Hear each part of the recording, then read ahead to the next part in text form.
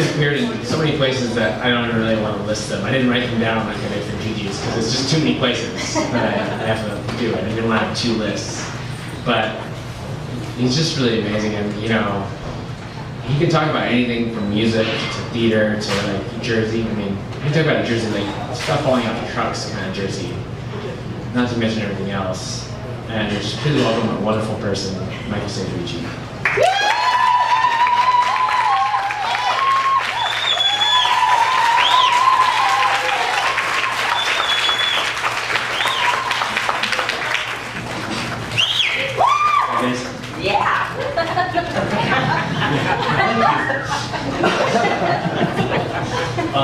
Thank you so much. Tommy, this is incredible. Thanks so much. Colin said in the beginning, you know, a couple of years ago we started talking about doing these events and how to put them together. And then life took us over, and then Tommy came in and was like, I'm going to do these part-time readings. And it was like, we got our wish without having to really do anything.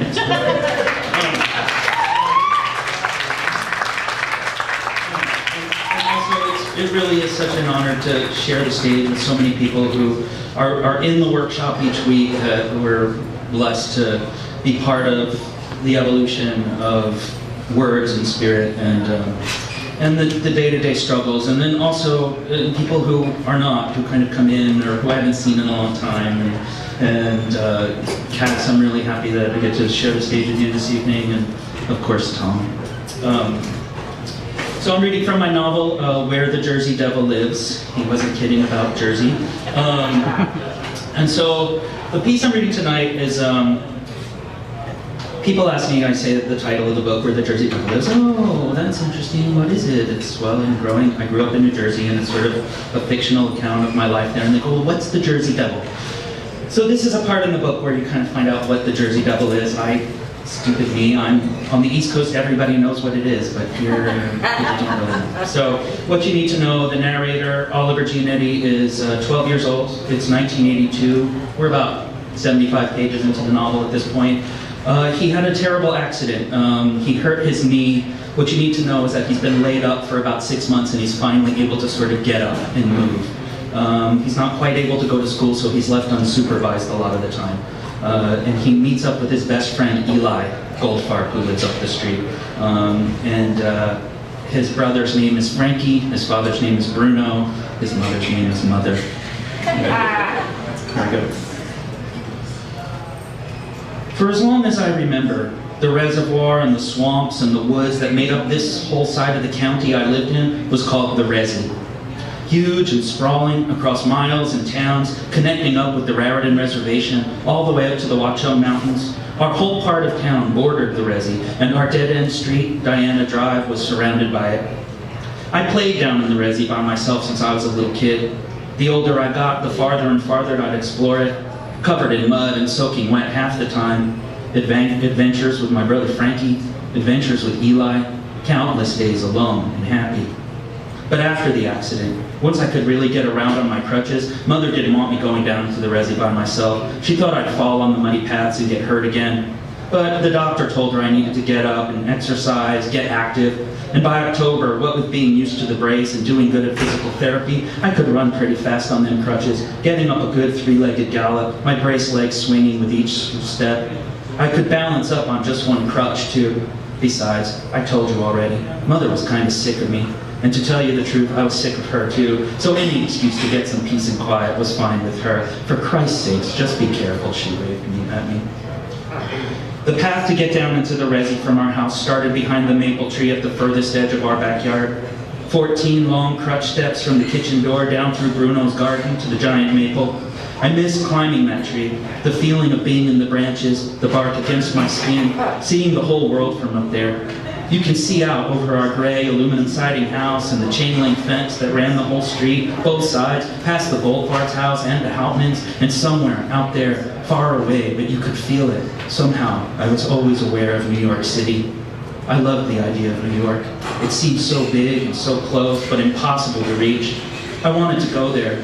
I fantasized of running away, of living in a park somewhere, or of making art, or being on Broadway, or riding the subway around and around and around. But how can you run away on crutches? After the maple tree was the path that started down into the Resi. 10 crutch steps down that path and you can't see anything civilized at all anymore. New York is just a dream.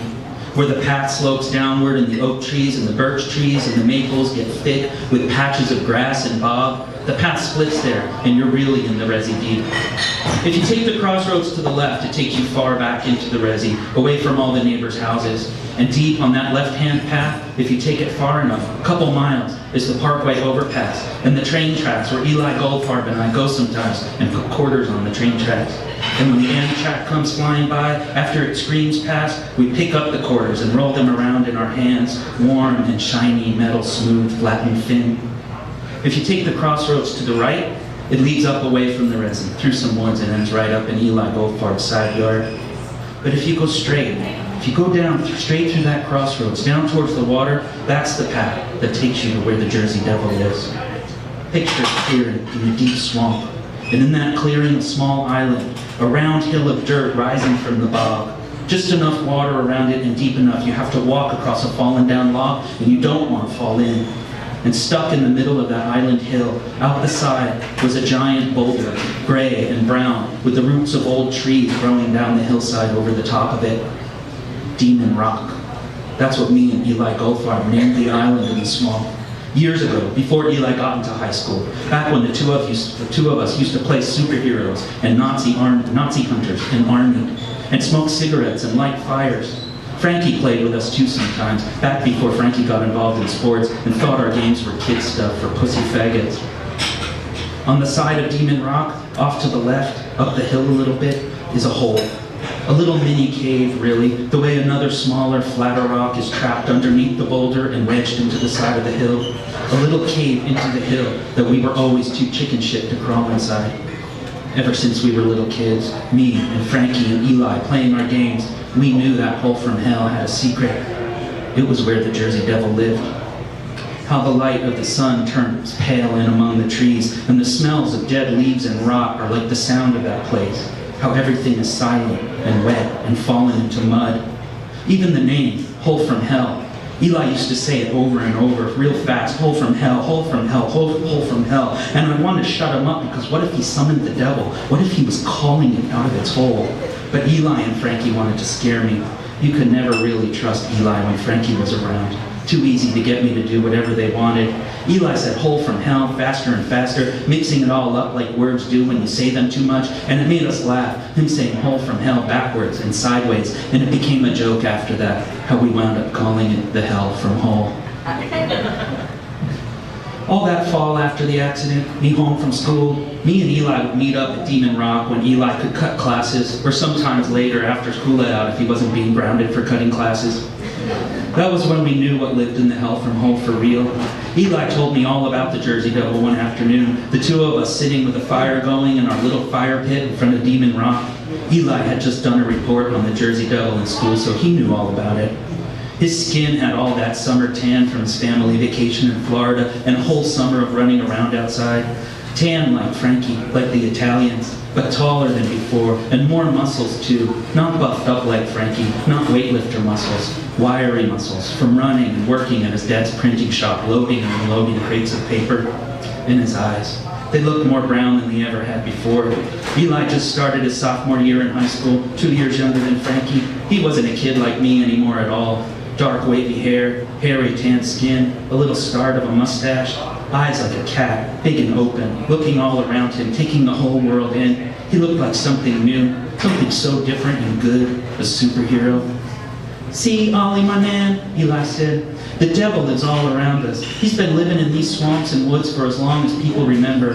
Eli picked a stick out of the fire, and the smoke swirled around us in the darkening autumn afternoon.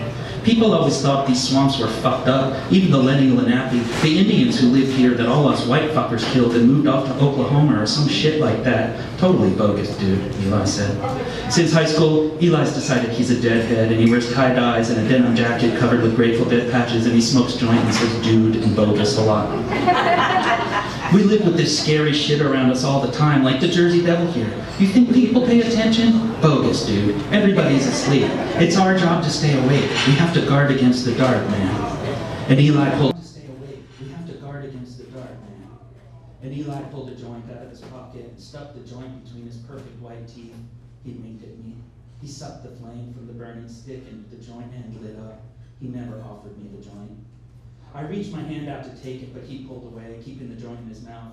He didn't look. I could see he had a little smile in the corner of his lips. Ollie, dude, your brother would kill me. You're only 12.